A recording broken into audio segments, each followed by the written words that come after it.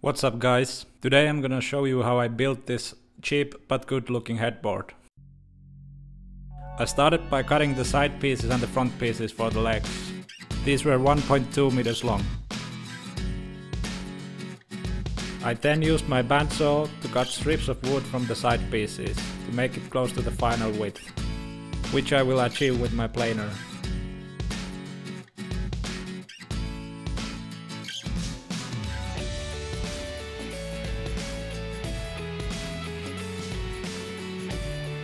While I was on the bandsaw, I used it to make the grey trims by cutting larger wood into 4 pieces. This way I saved around 20 euros on the wood.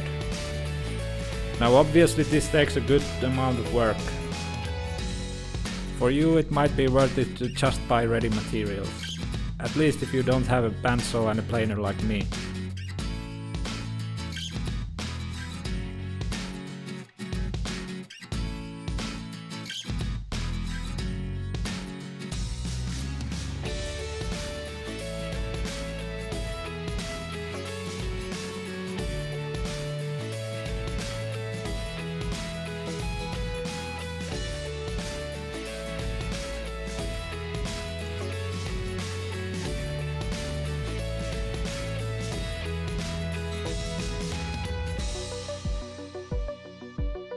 I first planed all the pieces to the same thickness, 12 mm.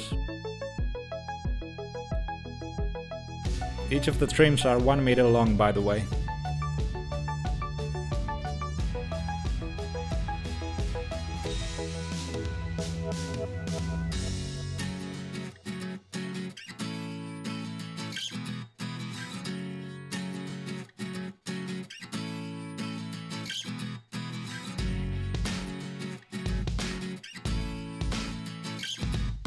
Then I moved on to plane the sides to get the width of 40 mm.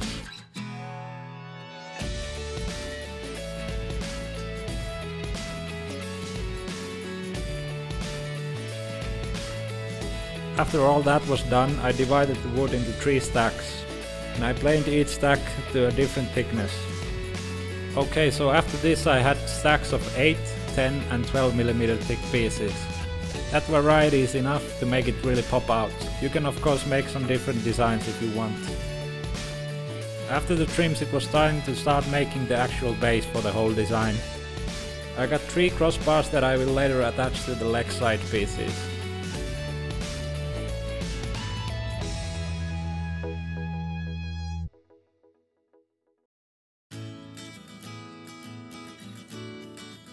Before that, I again used my bandsaw to cut strips of plywood. The plywoods are 12 mm thick. With the 58 mm crossbars, they match the side pieces of the legs, which are 70 mm. These plywood pieces have many roles. 1. They make the build sturdy. 2. Hold the front pieces of the legs, for the most parts at least. And 3. Act as a base for the grey trims.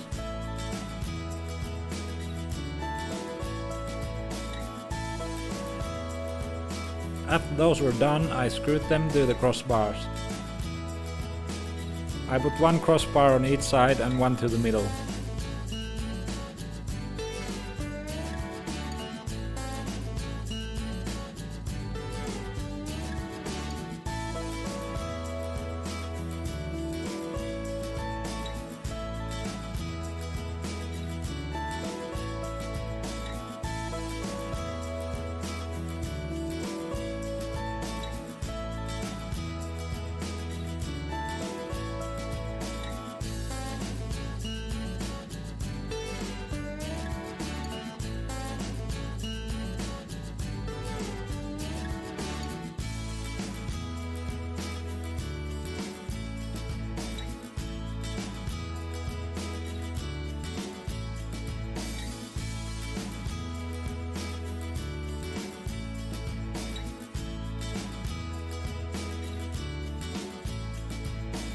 And here is how it looks from the front and from the back. Now that was the base ready, and it was time to make the top piece for the build.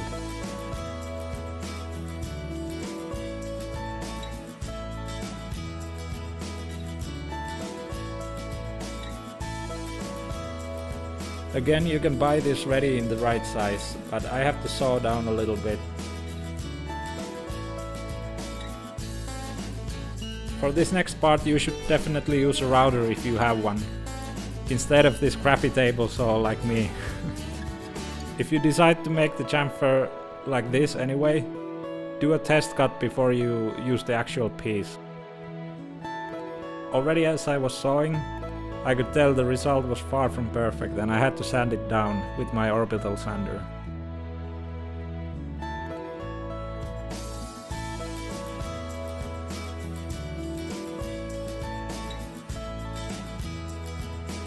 With a 45-degree angle you should never do this. Anyways, I got it done, and now it was time to start assembling. First I screwed down the legs from the sides.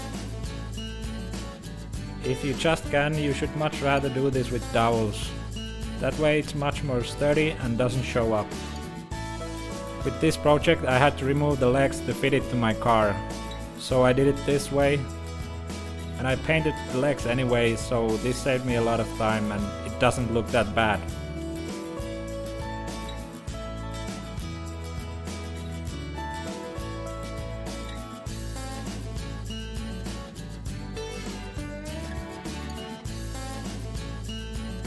Then I screwed the front pieces of the legs through the plywood from the back. Off camera I also added metal angles for the bottom of the legs, to keep them aligned all the way.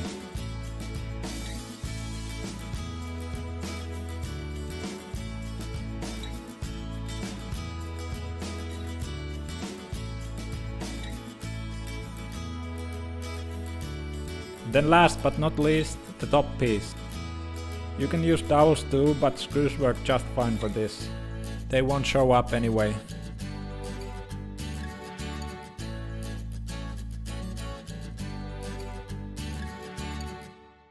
For finishing I used grey water-based stain with the special pearly effect. This product is made in Finland and it's actually meant for sauna interiors. But you can pick a stain of your choice for this. While the stain was drying I also painted the other pieces white. For this I used just a matte furniture paint.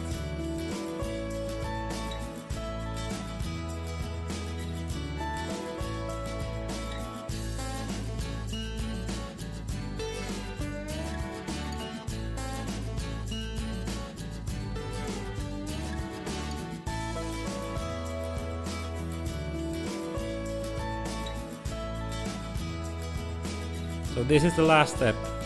You need to cut the trims randomly in different sizes. I started this from the bottom left and I made one layer at a time. Take your time to find the right pieces. This part takes quite a while, so I did it off camera, but I took a picture after every layer and here it goes. And there it is, it's done.